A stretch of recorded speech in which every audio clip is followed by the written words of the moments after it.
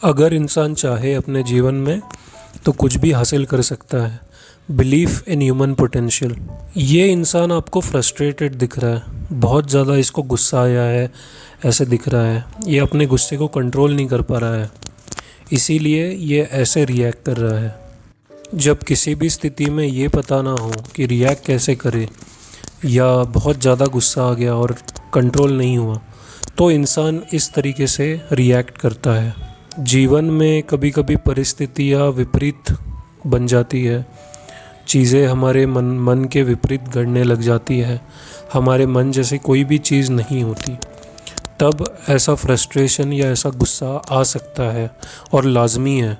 अगर इस गुस्से के बारे में, इस फ्रस्ट्रेशन के बारे में किसी से हम लोग शेयर नहीं करते, बातचीत नहीं करते, तो ये हमें अंदर ही अंदर तोड़ने लग जाता है, हमारे मनोबल को कम करने लग जाता है और हमें और गुस्सा पैदा करवाता है। ये हमारे अंदर एक स्लो पॉइज़न की तरह काम करता है और ये पॉइज़न इतना बढ़ जाता है कि हम हर एक सिचुएशन में खुद को एक लूज़र मानते हैं, खुद को हारा हुआ मानते हैं।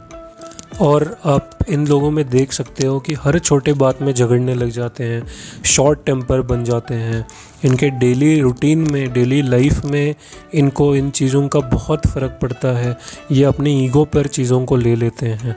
लेकिन अगर इंसान ठीक से विचार करे तो ये फ्रस्ट्रेशन, ये गुस्सा एक तरह की एनर्जी है जो उसके अंदर फ़्लो कर रही है फ्री स्टेट में। अब इस एनर्जी को कैसे यूज़ करना है, ये हर एक इंसान के ऊपर डिपेंड करता है। अगर इंसान खुद पे काम नहीं करना चाहता और ऐसे ही फ्रस्ट्रेशन निकालना चाहता है, तो वो ऐसे ही झगड़े करते रहेगा, ऐसे ही गालियाँ देते रहेगा, ऐसे ही टेंट्रम्स थ्रो करते रहेगा और उस सिचुएशन से भागने की कोशिश करेगा। लेकिन अगर उस एनर्जी को अच्छे जगह चैनलाइज किया जाए तो ये फ्रस्ट्रेशन और एंगर हमारे साथी बन सकते हैं, हमारे मित्र बन सकते हैं, ना कि हमारे एनिमीज़। हर इंसान के अंदर एक अच्छा इंसान होता है और एक बुरा इंसान होता है। ये आपके ऊपर डिपेंड करता है, आप किसको खाना खिलाते हैं, अच्छे इंसान को या बुरे इंसान को। उसी तरह से ये एक फ्री फ्लोइंग एनर्जी है जिसको हम लोग फ्रस्ट्रेशन या एंगर बोलते हैं।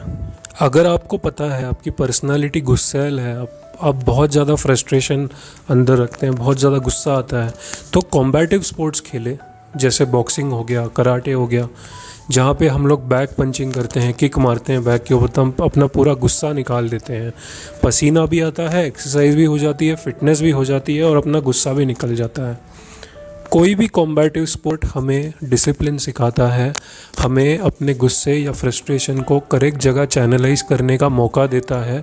तो इसलिए आजकल की जो यूथ पीढ़ी है, युवा पीढ़ी है, अगर कोई भी कॉम्बैट स्पोर्ट खेले तो आप अपने पूरे जीवन में ये महसूस करोगे कि आपको गुस्सा नहीं आएगा। अगर आ भी गया तो शांत रहोगे, क्योंकि जहाँ पे ये गुस्सा यूज़ होना चाहिए वो एक बॉक्सिंग रिंग या एक कॉम्बैटिव स्पोर्ट है। एक दूसरी एक्टिविटी जो बहुत अच्छी है वो है पानी के अंदर स्विमिंग करना।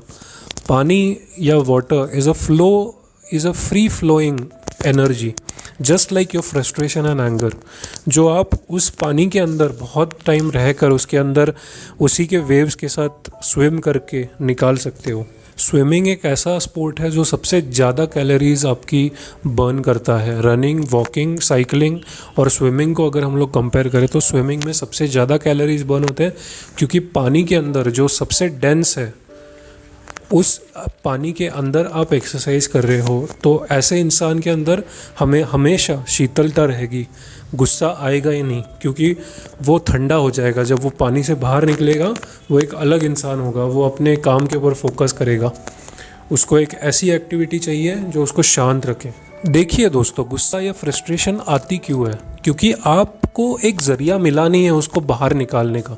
अगर किसी को भी वो ज़रिया मिल जाए, वो अंदर स्टोर ना करने के बजाय बाहर निकालने का, तो वो इंसान हमेशा प्रगति करेगा। जैसे ये जिम में आई हुई लेडी, ये अपने बॉडी में से पसीना निकाल रही है, पसीना के द्वारा ये अपनी फ्रस्ट्रेशन और एंगर निकाल रही है। जो कोई फ्रस्ट्रेशन, जो कोई एंगर है, वो इस तरीके से एक्सरसाइज करके, प्रॉपर पसीना निकाल के, दूसरों के साथ अच्छी बातचीत करके अच्छे तरीके में चैनलाइज कर रही है।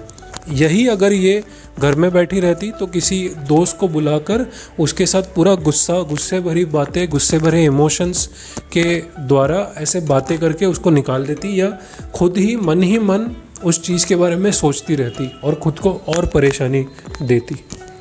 तो तीसरा चीज़ है जिम।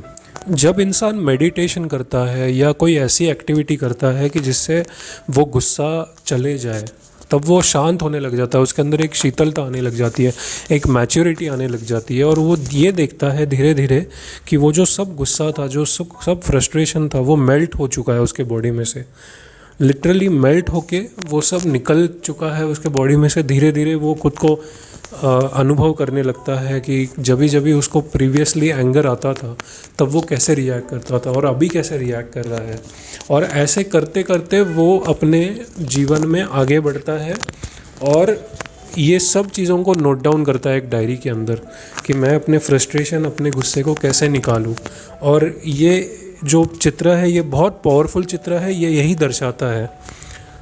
देखा जाए तो ये केवल एक वाटरफॉल दिख रहा है, लेकिन अगर हम गौर से देखें तो ये वाटरफॉल के द्वारा पानी अपना एक रास्ता बना रहा है, चैनलाइज कर रही है खुद की एनर्जी को। जो उसकी फ्री फ्लोइंग स्टेट है वो अपने नेचर के खिलाफ नहीं जा रहा है, वो खुद को रोक नहीं रहा है, वो खुद से फ्री होके जी रहा है। इसी तरह हमने इस वाटरफॉल की तरह अपने जीवन में फ्री होके जीना चाहिए। जो हमारे मन में आ रहा है वो हमने करना चाहिए, किसी के भी अभाव के नीचे नहीं आना है, किसी के भी प्रेशर के नीचे नहीं आना है, और कोई भी आपको कंट्रोल नहीं कर सकता। ये आपने कंट्रोल खुद के लाइफ की खुद के हाथ में देनी है, तभी आपका फ्रस्ट्रेशन और एंगर कभी नहीं आएगा। तो दोस्तों, हम लोग आ जाते हैं हमारे लास्ट हैबिट के तरफ, जो है रीडिंग। रीडिंग एक ऐसी हैबिट है जो आपको अपने प्रेजेंट सिचुएशन से अगर नेगेटिव हो तो उससे तुरंत निकाल के पॉजिटिव सिचुएशन में डाल देता है। तो ऐसे ही रीड अगर आप करते रहे, दिन हो या रात, शाम हो या दोपहर, तो ज़रूर आप अपने फ्रस्ट्रेशन और एंगर पे मात करेंगे, और आपको धीरे धीरे ये महसूस होने लग जाएगा कि फ्रस्ट्रेशन और एंगर जैसी चीज़ होती ही नहीं है, ये जस्ट हम लोग बना देते हैं। उस लेवल तक हमें जाना ही नहीं है, हमें पहले ही उस चीज़ को रोक देना है।